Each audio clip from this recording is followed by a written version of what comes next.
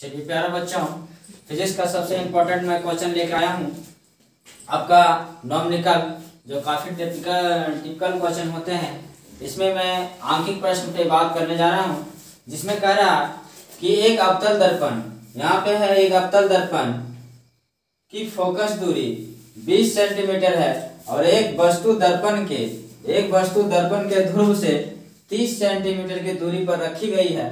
30 centimetre की दूरी पर रखी गई है। प्रतिबिंब कहाँ बनेगा? तो चलिए हम लोग सबसे पहले देख लेते हैं इसमें क्या क्या दिया है और क्या हमको निकालना है। यहाँ पे पूछ रहा मतलब ध्रुव से 30 सेंटीमीटर की दूरी पर रखी गई है, तो प्रतिबिंब कहाँ बनेगा। ठीक है, हम लोग देख लेते हैं। तो हम लोग लिखते हैं सॉल्व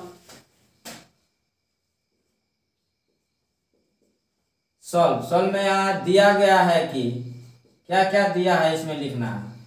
दिया है सबसे पहले एफ इक्वल टू हमारे पास क्या है 20 सेंटीमीटर, और वो भी प्लस में दिया। यू इक्वल टू हमारे पास दिया है, यू ध्रुव से 30 सेंटीमीटर की दूरी पर है। यहाँ पे लिख लेते हैं हम लोग लिख लेते हैं यू इक्वल टू 30 सेंटीमीटर, और आपका दिया है यहाँ पर एफ इक्वल टू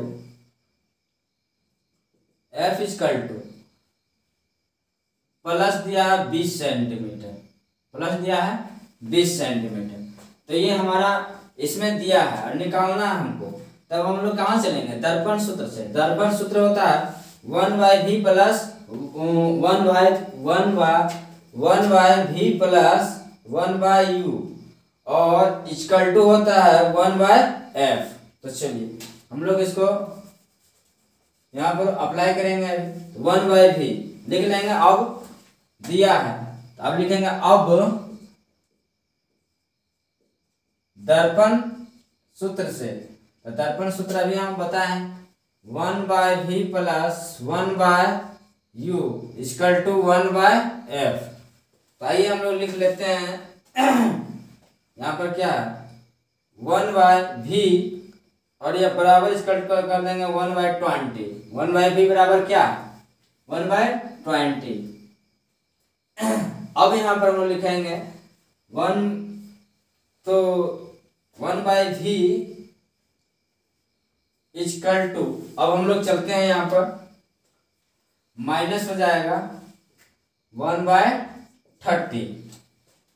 1/30 हो गया माइनस, इसलिए अब हम लोग यहाँ पर लिखेंगे 1/v इक्वल टू, इसका जब हम लोग एलसीएम निकाल लेंगे तो क्या हो जाएगा देखते हैं। 1/v इक्वल टू 20 और 30 का जब हम लोग एलसीएम लेंगे हमारे पास क्या आ जाएगा, लिख लेते हैं 1/20 माइनस 1/30। इन दोनों का जब एलसीएम लेंगे तो हमारे पास आ जाएगा 60, और इससे जब हम लोग क्या करेंगे डिवाइड करेंगे, ऊपर गुना करेंगे तो 3 और 1, तो यहाँ पे हो जाएगा 3 माइनस, और यहाँ पे क्या हो जाएगा 2। तो हमारे पास क्या आ गया 1/60। क्या आ गया हमारे पास 1/60। जब हमारे पास आ गया 1/60, क्योंकि 3 में 2 घटाए 1 आ गया, यहाँ पर 60 है, तो हमारा v इक्वल टू क्या निकला, v इक्वल टू 60 सेंटीमीटर। ठीक है, अब हम लोग दर्पण से 60 सेंटीमीटर की दूरी पर फोकस की और बनेगा। तो हम लोग हम लोग लिख देंगे यहाँ पर, इसलिए दर्पण से 60 सेंटीमीटर की दूरी पर, दर्पण से 60 सेंटीमीटर की दूरी पर वस्तु की ओर बनेगा। दर्पण की ओर वस्तु की दूरी बनेगा। चलिए अब ये मेरा सॉल्व हो गया। कितना आंसर आ गया 60 सेंटीमीटर। तो 1/60 1/v हमको निकालना था, v हमारा क्या निकल गया 60 सेंटीमीटर निकल गया। तो आप इसे आसानी से समझ गए होंगे। मैं आशा करता हूँ कि किसी भी तरह का कोई दिक्कत नहीं होगा। आप ये फार्मूला आसानी से जानते हुए निकाल सकते हैं। चलिए अब हम लोग दूसरा क्वेश्चन पे आएंगे। इसको स्क्रीनशॉट लेना है तो आप स्क्रीनशॉट ले सकते हैं। चलिए प्यारे बच्चों, मैं दूसरा क्वेश्चन लेके आया हूँ अंकित प्रश्न का। किसी अवतल दर्पण के सामने 30 सेंटीमीटर की दूरी पर स्थित वस्तु का प्रतिबिंब दर्पण के पीछे 40 सेंटीमीटर पर बनता है। दर्पण की फोकस दूरी निकालिए। यहाँ पे अगला क्वेश्चन था आपका दर्पण की ओर बन रहा था। किधर बन रहा था? दर्पण की ओर। और वो क्या था? वस्तु जो है दर्पण से 60 सेंटीमीटर जो है दूरी मैंने वस्तु की ओर बन रहा था। यहाँ पे क्या है? दर्पण के पीछे। तो दर्पण के पीछे क्या हो जाएगा? यहाँ निगेटिव में हो जाएगा, माइनस में चला जाएगा।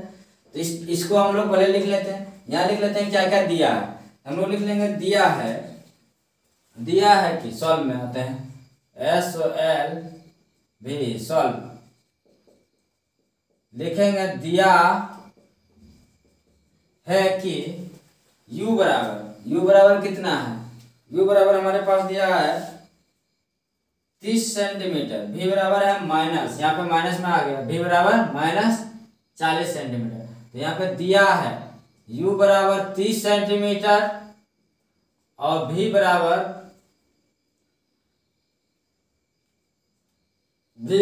माइनस 40 सेंटीमीटर, क्योंकि दर्पण के जो है दर्पण के पीछे बनना है, इसलिए क्या हो जाएगा? माइनस में चला जाएगा। अब यहाँ पर हम लोग लिखेंगे निकालना है मुख्य फोकस। तो हमको हमारे पास दिया है F = 1, अन्य उसका क्या है? दर्पण की फोकस दूरी निकालिए। तो आप इसको आसानी से समझ गए होंगे। अब हम लोग इसको देखता हूँ कि किसी अवतल दर्पण के पीछे के सामने 30 सेंटीमीटर की दूरी पर स्थित वस्तु का प्रतिबिंब दर्पण के पीछे 40 सेंटीमीटर बनता है। ठीक है, दर्पण की फोकस दूरी निकालिए। तो दर्पण की वस्तु की ओर अगर बनेगा तो प्लस में जाएगा, यहाँ पे आ जाएगा तो माइनस में हो जाएगा। ठीक है, तो यहाँ पर दिया दर्पण के पीछे, तो यहाँ पर माइनस लिख दिया 40 सेंटीमीटर। आप माइनस से घबराइएगा नहीं, ठीक है, एनसीईआरटी में पढ़िएगा तो मिल जाएगा। तो हमको ज्ञात क्या करना है? दर्पण की फोकस दूरी निकालना है, F = 1। तो चलिए आइए अब लिखता हूँ अब दर्पण सूत्र से। तो दर्पण सूत्र यहाँ पे लिख देता हूँ। अब दर्पण सूत्र से, तो दर्पण सूत्र हमारा क्या है? 1/v + 1/u। यहाँ पे लिख देंगे 1/v + 1/u = क्या हो जाएगा? = हो जाएगा 1/f। तो यहाँ पे लिख लूंगा 1/f। तो हमको निकालना क्या? f ही निकालना है ना। तो अब यहाँ पे चलता हूँ। अब हमारे पास क्या क्या दिया? अब हमारे पास 1/v, v हमारे क्या? माइनस। तो अब यहाँ से चलते हैं हम। तो इसको 1/v, तो हम लोग लिख लेंगे 1, अभी क्या? माइनस 40 सेंटीमीटर, प्लस कर लेंगे 1/u। तो u हमारे पास क्या दिया? 30। तो 1 + 30, तो 30 सेंटीमीटर लिख देंगे। बराबर में यहाँ क्या हो जाएगा? बराबर में हो जाएगा हमारे पास 1/f। लिख लेते हैं अब इसको। अब इन दोनों को हम लोग क्या कर सकते हैं? या फिर ऐसे भी कर सकते हैं, या डायरेक्ट लिख लीजिए 1/f = क्या हो जाएगा? 1 माइनस हो जाएगा 40 और यहाँ प्लस क्या हो जाएगा? 1/30। अब इसका एलसीएम ले लेंगे। 40 और 30 का जब एलसीएम लेंगे हमारे पास क्या हो जाएगा? निकाल लेते हैं यहाँ पर एलसीएम। तो यहाँ पे 40 हो गया, यहाँ पे 30 हो गया। 2 से निकालेंगे, ये आ जाएगा 20, ये आ जाएगा 15, और यहाँ से लेंगे 10, और ये नहीं होगा। इसको यहाँ पे क्या होगा? लगाना होगा हमको 5 से। तो 5 से लगाऊंगा तो 4, 5 × 4 = 20, और इधर आ जाएगा 3। अब दोनों क्या डिफरेंस है? अब तो लगेगा नहीं, क्योंकि दोनों जिससे हम डिवाइड कर रहे हैं कम से कम 2 अंक लगना चाहिए, 2 डिजिट। तो यहाँ पे हो जाएगा 5 × 2 = 10, और 10 40, और 43 = 120। यहाँ पे ले लूंगा एलसीएम। इसका कितना आ गया? 120 आ गया। तो 120 अब क्या करेंगे? इसके साथ हम डिवाइड करेंगे। हमारे पास डिवाइड करेंगे तो कितना आ जाएगा? 3 बार में 120 आ जाएगा ना। यहाँ आ जाएगा -3, गुना उपनस करेंगे तो -3, अब प्लस है तो प्लस लगा देंगे। अब इसको करेंगे तो कितना आ जाएगा? 4। तो +4 और -3 करेंगे तो हमारे पास क्या आ जाएगा? हमारे पास आ जाएगा यहाँ पर 1, और 1/20 कितना हो जाएगा हमारे पास? 1/20। तो हमारे पास क्या निकला? इसलिए हमारे पास निकल गया F = यहाँ पे लिख सकते हैं, इसलिए F = 1/20 सेंटीमीटर। इसलिए हमारे पास क्या निकला, F=1/20। तो आप इसे ऐसे भी कर सकते हैं, F=120। ये हमारा क्या निकला आंसर, F=120 सेंटीमीटर। ठीक है, ये हमारा आंसर हो गया। चलिए, मैं आशा करता हूँ कि आप इस क्वेश्चन को अच्छी तरह से समझ गए होंगे। अगर कहीं भी कोई मिस्टेक हुआ होगा, हमसे भूल हो तो आप माफ करिएगा। जय हिंद, जय भारत।